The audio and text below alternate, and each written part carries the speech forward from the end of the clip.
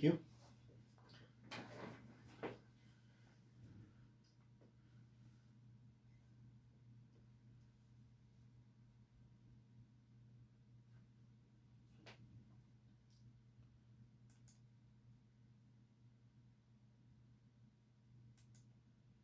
Mga Bisaya sa New Zealand o sa lain-laing suok sa kalibutan, kumusta? Niya kita sa ato ang Sibyang Binisaya dinhi sa Free FM sa community radio sa Hamilton o kining atong programa o sa Kasibyang Binisaya nga mutubag sa inyong mga pangutana. Pangutana nga may labot sa bisan unsang butang. Kalabaanan niini mga balaod. Isip manlalaban nga may labot or nagpakabatid sa employment law o sa professional regulations, kining gitawag og professional discipline cases. O kining mga butanga dawato nato ng mga pangutana gikan sa mga panitikan, filosofiya, relihiyon o bisan unsang maabot sa tawhanong kinaadman.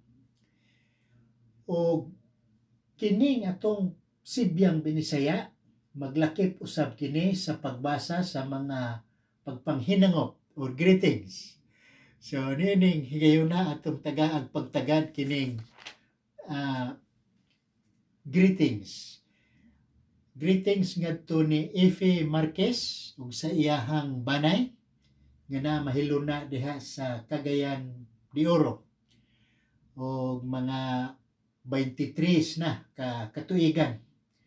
Dito kami niining ilang hamiling panimalay dito sa Cagayan.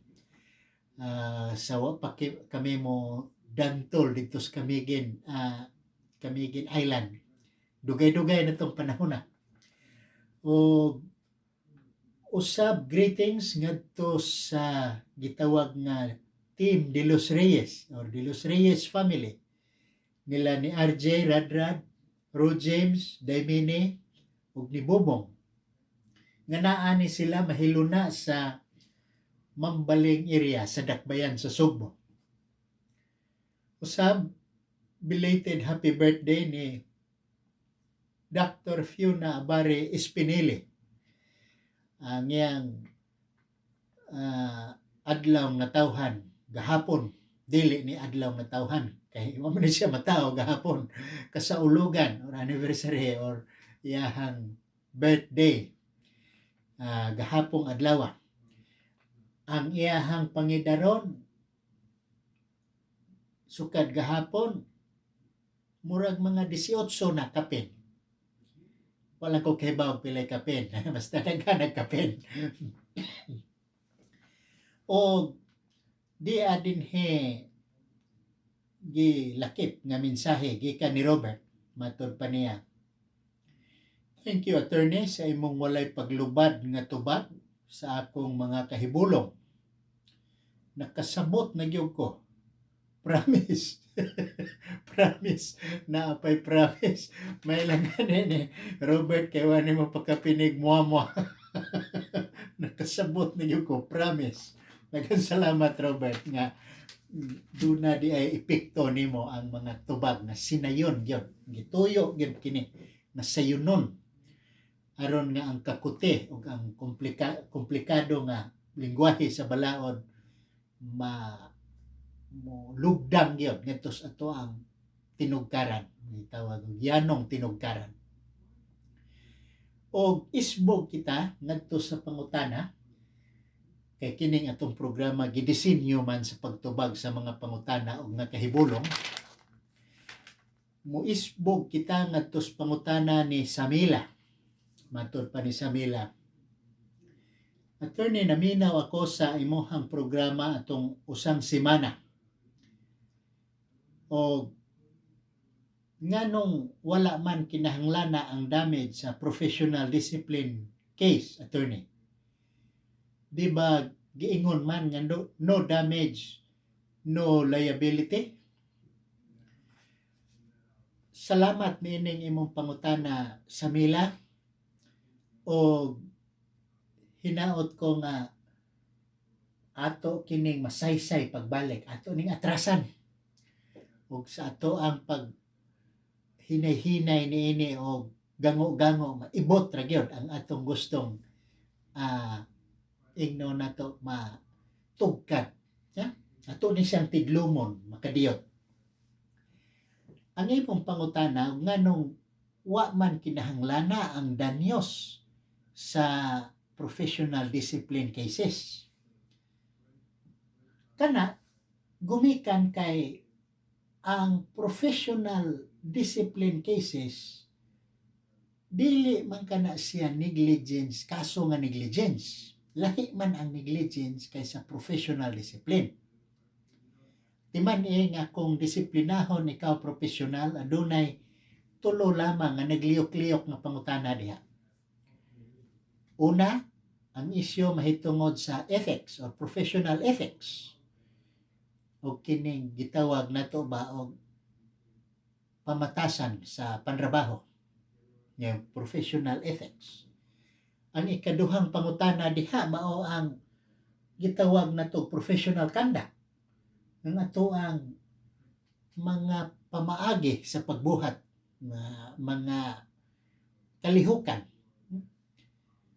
o bati ra kayo ang batasan bisag wa kay kadaot apan mamahimo kang disiplinahon sa professional discipline case gumikan kay nahimo ka ng undesirable person. O ang ikatulo ni ana nga hulagway sa professional discipline case mao kining gitawag nato og gawas nga misconduct mo ning gitawag nato og kini bang fitness to practice the profession. Ang fitness to practice the profession butang kini nga may labot sa imuhang lisensya.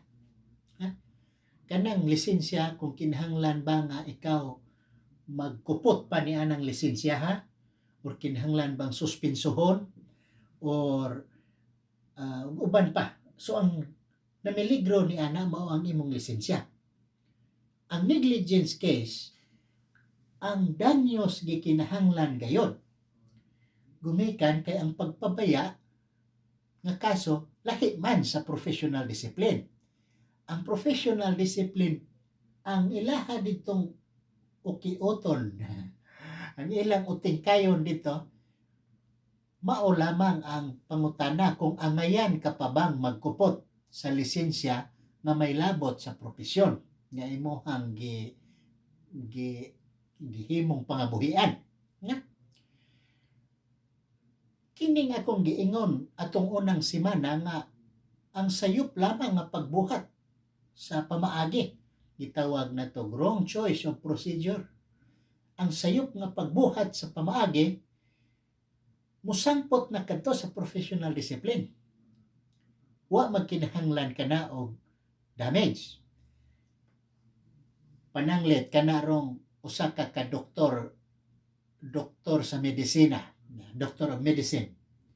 Unya ang imuhang pamaagi dito sa imong pasyente imong haplasan na or imo lang gihilot unta to kuhaon operahan tong bugon na or paimnon og tambal pero imo lang haplasan og lanas abat na so ang nahitabo niya na wrong choice of procedure kadto mamahimo kanang dutlan sa kaso nga professional discipline case. Pwede na siyang musangpot sa malpractice. Ang malpractice mao kadtong dili maayong maniobra or pagbuhat sa professional nga standard. Na hinaot ko nga aduna nay katin-awan kanimo sa mila o ayaw pagpanuko sa pagpabuhagay dinhi unya og naa pagay nahabilin nga mga taliti diha sa imong kaisipan. Iswag kita ngadto sa kang Eden. Matud pa ni Eden. Attorney usa ako ka tripulante sa shipping company. Isip seaman. Ini seaman sa Binisaya kini manlayag sa karaang panahon layag may ilang gamiton. Usa ka higayon wala na mi gibuhat attorney. Nagkalingaw na lang mi og duwa-duwa. Ug ako pod ug ang akong mga kauban, ubang mga kauban na masol samtang miagi mi sa Fiji. Gipara ang barko namo attorney sa Fiji Maritime Authority. Tungod niadto, gipatawag ako ug ang akong ubang mga kauban o giwarningan kami. Ngano man attorney? Gidili ba di ay good ang leisure fishing? Kining kalingawan nga pagpamasol. Na Eden, ang imong suwat mahitungod kini sa pagpamiligro sa imong trabaho isip tripulante or manlalayag seaman sa usa ka shipping company. Gitawag kamo diha sa Maritime Authority sa may Fiji. Kini gumikan kay namasol man kamo sa samtang nagtadlas ang inyong barko, na?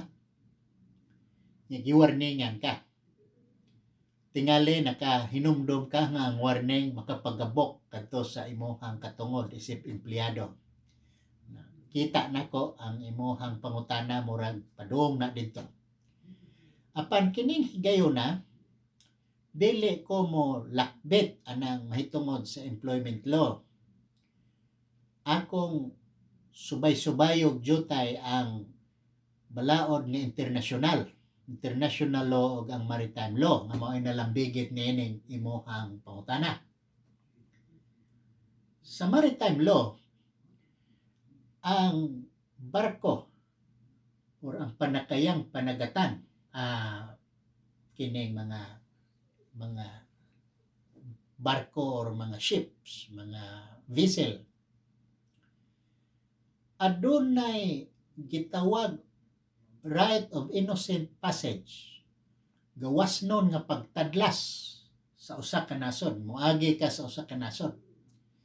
Agi lang gitawag og innocent passage, dili ka parahon. Kini nga katungod, kini nga kagawasan, mahinabo kini nga ihatag gikan sa lapyahan sa usa ka nasod ngadto sa ika-12 ka milya, nautical miles. Sa ato pa, gikan sa lapyahan hangtod sa 12 ka milya, doon na ikay ang mga panakayan diha, doon na right of innocent passage. Makatadlas na sila anang lugar sa dagat nga dili na sila hilabtan. Apan ang imong pangutana gipara man mo nya giwarningan po ka. Kana mahitungod kana ingno na to dili di ay wala day right of innocent passage. Sa maritime law, ang right of innocent passage mamahimong masupak diha nay murag ning libkas ka na sa right of innocent passage kung wala lang kamo mo agi, kundili ning gamit pa kamo diha sa ilahang mga resources, na sa ilahang bahandi sa nasod, mga national resources, sama anang inyong gibuhat nga pagpamasol. So kadtong right of innocent passage mamahimo to siyang withdrawon sa nasod sa katarungan nga namasol mo. Na? So ang innocent passage dili to siya mo apply kung doon na mo'y gibuhat. Ang innocent passage moagi lamang ang barko. Wala na dito'y pagpanghakot or pagpangpasol-pasol or unsa. Apan ang imong pangutana mao kung kidili bago di ay ang leisure fishing. Ang leisure fishing wala ni siya gidili. Maoy katarungan nga parahon kamo, lilio nila. Kung unsa inyong gipamuhat. Kay kadto it's already a violation of the right to innocent passage. Karon, kung sa pagpara makita nila nga nagpasad ang mga bukog dito sa dagkong isda. Na? Ay dahil nagsugba pa kamo dito unsa na pa mga uling nga nagsiga pa. Unya nagdilaab pa tong ubang mga inyong ipangluto no nga mga isda gikan dito. So dili to leisure fishing kundi eating yung kadto. Yung gipangaon. Atong panahon na pwede na nilang kansilahon ang inyong gawas nung pagtadlas or katong innocent passage o mamahimo ng multahan ang barko nga ning supak ni adtong right to innocent passage. Again, salamat Eden o hinaot ko tinaw ka ng butanga alang kanimo o mahitungod ka na sa maritime law, international law o kung ugaling doon na mo'y mga kakulian ni ana ipabuhagay na din o tawag lang. Iswag kita ngadto sa pangutana ni Oscar. Matud pa niya, attorney, akong gituman ang imong gisulti nako nga mangayo sa akong employer sa reason for the termination of my employment. Pero wala man sila mohatag sa akong request. Unsa may mahitabo ini, attorney? Ang mahitabo ni ana Oscar, mao nga ila kang paaboton nga mo pasaka og kaso nga unjustified dismissal. Na? Kung di nila naihatag, buti pasabot, adto na nila ihatag dito sa Employment Relations Authority kung ikaw mo pasaka og kaso nga unjustified dismissal. Aron ka na mamahimong ilahang pangatarungan or justification to nila. Maunay kung imo na siyang tan-awon sa pangisip o pangutok sa mga kumpanya, mga employer. Apan ang imong pangutana, unsa may mahitabo ini, attorney? Ang mahitabo ni ini mao nga maiswag ang 90-day period of filing. Sa employment law dinhi New Zealand, kung nakalapas kanimo ang employer, adunay kay 90 ka adlaw sa pagpasakag kaso dito sa Employment Relations Authority. Apan adunay kay katarungan kung ang ilang kalapasan nunot ba dito sa unjustified dismissal or unjustifiable disadvantage. Mangayo kausab og katarungan nganong inyo ning nabuhat. Na ang mahitabo nini kung dili sila mo hatag kanimo sa katarungan kadtong expiry date nga 90 days timani nga gikan sa kalapasan aduna lamang ikay 90 ka adlaw aron mo pasakan og kaso batok sa imong employer. Pero kung mangayo kag katarungan nila mahitungod sa kalapasan o nya dili sila mohatag nimo sa katarungan, ang 90 ka adlaw nga maoy panahon aron imong ipasaka ang kaso malugwayan ka na, mo extend pa ka na sobra pas 90 ka adlaw. Gumikan lang sa ilang kapakyas sa paghatag kanimo sa katarungan. So maunay ligdo nga tubag sa imong pangutana. Ug nang hinaot ako nga duna kadihay na po nga mga impormasyon na pwede nimong kapanaminan. Daghang salamat. O doon na pa kita igong panahon, pwede pa nato kining isalot ang kang Professor Vera.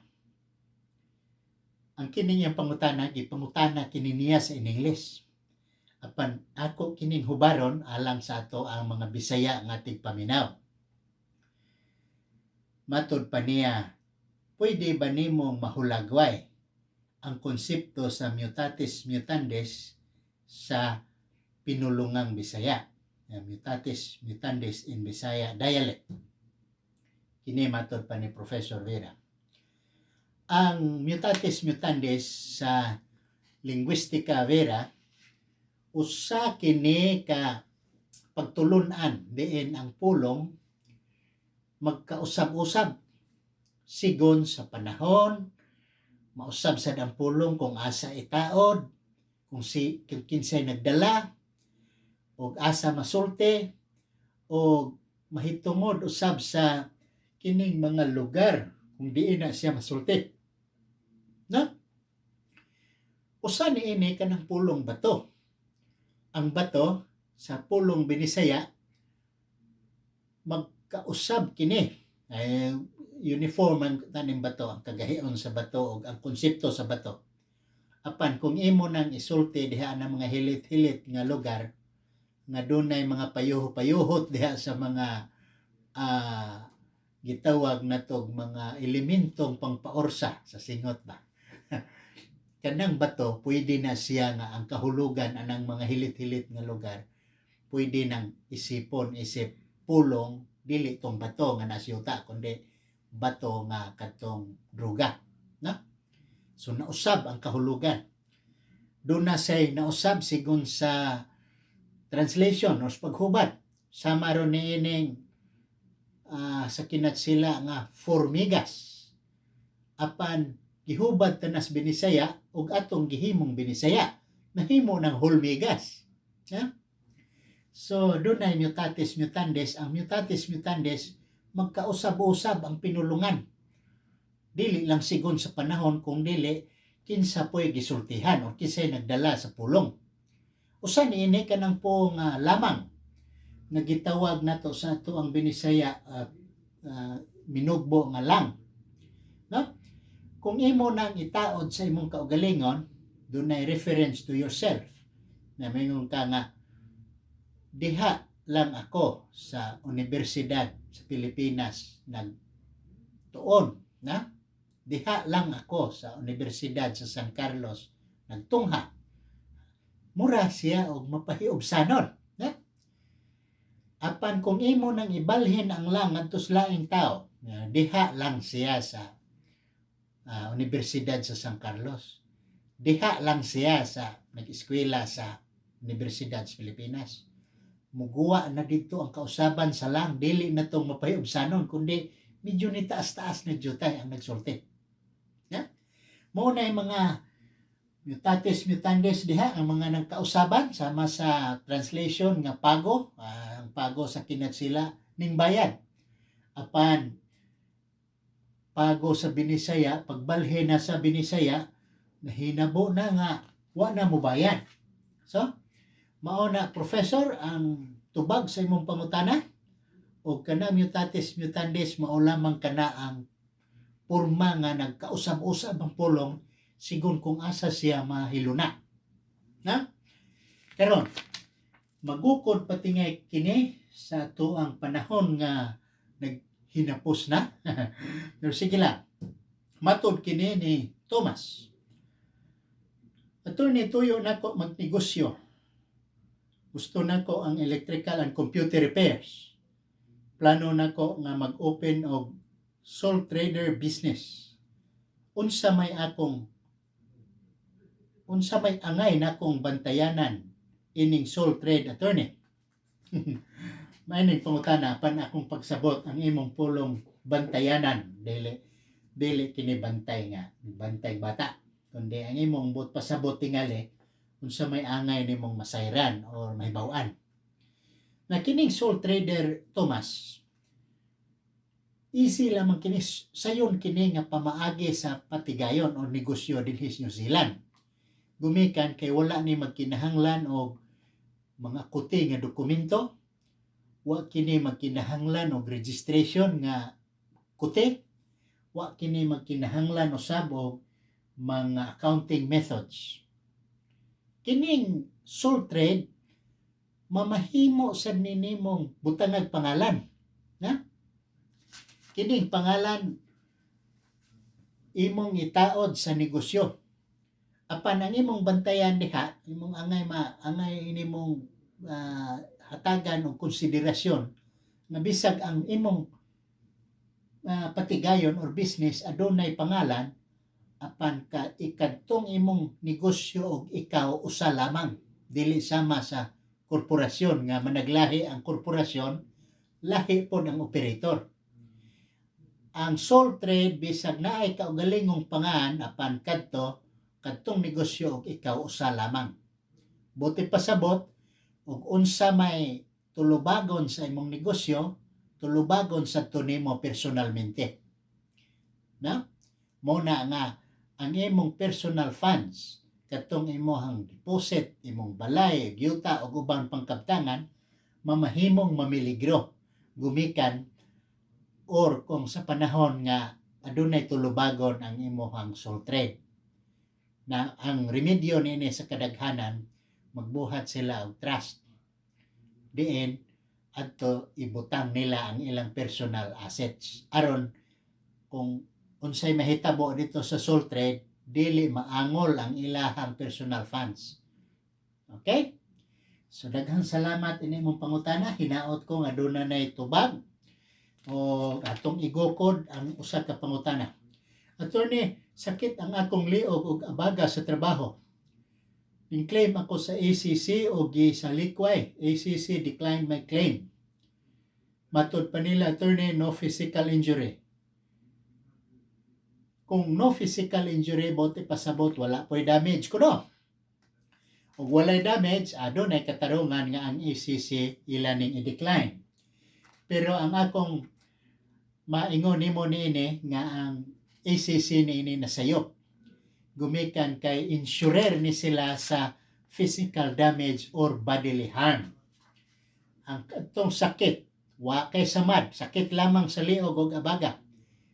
Kadto sa balaod isipo na isip bodily harm.